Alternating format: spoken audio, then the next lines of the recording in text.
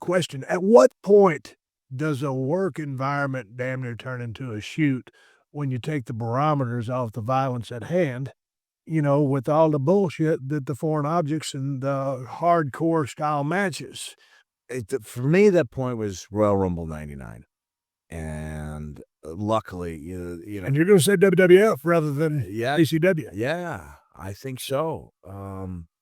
That's the match that made me turn around. It also happened that it was, documented on film by Barry Blaustein, Beyond the Mat, and I wasn't aware of how out of hand it had gotten until I saw my children react. Like, I don't know if I would have thought it was that bad, but it was. This is the match with you and The Rock. Yeah, yeah, and it was just violent, it just got out of hand, and it was. What was your now? Because here's the deal: you and The Rock have a match. Yeah. You get handcuffed, and he's gonna hit you with about what 8 or 10? 5 chair shots.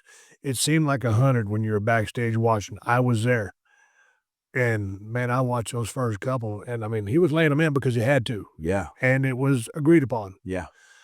I didn't realize, uh, how beneficial your body's ability to give, and not taking anything away from the brutality of a chair shot, but at least when your body you can give a little bit. I didn't understand it. It's like the Cinderella song, "Don't know what you got until it's gone."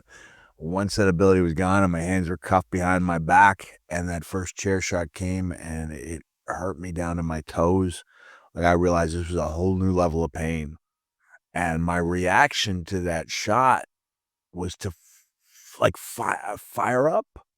It was a strange thing. It was a suspension of disbelief. Like, I became that character in the worst possible scenario.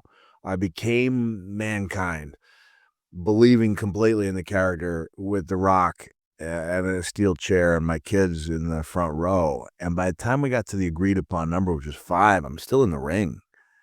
Like, I'm supposed to be 2/3 of the way up the aisle, and it took 11 to get up there, and, So it was agreed upon 5 and ended up being 5, 11 yeah, it just. because it kept going on forever. When you said 5 while ago, I said, "Dude, there's more than that." And the mindset was, at the time, he was getting ready to work with you, right? For Mania. Right. Mania '99. Rock was really he was, entertaining. He was funny, and I thought we needed to show a meaner side. Like, that was my job, and I wanted to make money while I did it, I had Right. no question about that. But I thought that's what I owed the company. That's what I owed The Rock, was to reveal that mean streak, and we did it. No question that we accomplished that, and due to a unique set of circumstances. Vince wrestling for the first time in the Rumble, Rock needing to go out and be part of that Rumble, me coming back and being in rough shape, Rock maybe not properly addressing the condition that I was in. And thankfully, like, the angel on my shoulder turned out to be a Scotty 2 Hotty for alerting me that I've been really rough on The Rock in the commentary for Beyond the Mat. And because if Rock had found that out on his own, and without me telling him and giving him the heads up that I apparently had been a little rough on him in commentary, if he hadn't gone out, that day and watched it with his wife and come back and had a good talk with me, I imagine there'd be some really bad feelings. And you don't want to have bad feelings towards a guy who's doing so much better in life, than you are. What were you saying? I haven't watched it back, but I know that, this is where, maybe if people were scripting promos for me in '99, I would have been a little healthier emotionally, because in the back of my mind, the Rock and Sock connection, we were brought about with the express intent of me turning on The Rock. And immediately my thought was, I'm going to go back to the way I felt that day in the ring, the way I felt. But you keep saying Beyond the Mat. You're talking about the documentary. Documentary. I don't Yeah, remember I did. you going crazy on a documentary. It was a special edition. Okay. Maybe 5 years down. Okay. It made me. I held on to this for a while.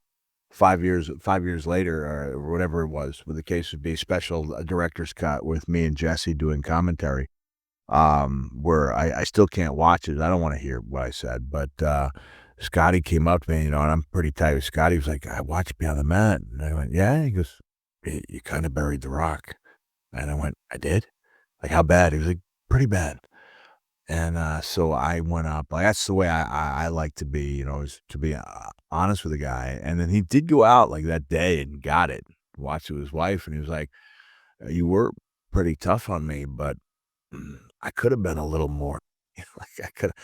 He was a little, he felt bad about the way he came across, and that's the way you do things. You sit down, you talk them over. We came to a much better understanding, and we're able to much better appreciate what we had done in the ring as both partners and opponents. Well, take me through the 11 chair shots, cause dude, watching that shit backstage was brutal. And then when I watch, Beyond the Mat, your kids are shrieking on camera, Yeah. and they're covering their eyes. Yeah. I mean, it broke my heart. It did mine too. I remember Barry Blaustein telling me, he was like, I need for you to watch this.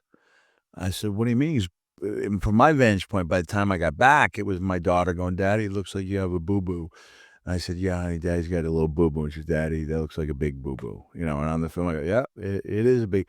They were completely composed by the time I saw them. I had no idea how upset they'd been. And after all this time, like, the strangest thing to me is that I thought it'd be perfectly fine, like, for them to watch me get stitched up. Like, that wasn't a question mark in my head. And so it was about that time, late 1999. This is given that I was, en route, on course to make more money than I ever had, with the couple of years coming up. And, man, that guilt weighed so heavily on my, on my conscience, and combined with the knee problems I was having, and the short-term memory problems, when I went to Vince and told him, uh, told him what was up from a health standpoint, he said to me, "You just had your last match." This is at a point, fast forward to October 99, Al Snow and I just won the tag team championship. I had a book that was either at number 3 or number 1 on the New York Times list, and I've just had my last match, which I would have had it not been for the Steve Austin neck injury. And that happened in November. Was it November Yeah, 99? yeah. And so there was this gaping hole in the roster. And, fortunately, for the sake of, closure and finances, there was that big hole, and an opening for a guy to have a couple last matches and go out the way that I wanted to with Triple H. But I saw you kids at WrestleMania 30. When they look back now, I mean, and I can't believe, dude. I mean, it's been so long. Yeah. How old is Noel? Noel's 20. How old is Dewey? Dewey's 22. Okay, now those are the two that I remember. I know you Yeah. have two more kids. Yeah. But so now, when this conversation comes up, how do they reflect on that? What do they remember about it?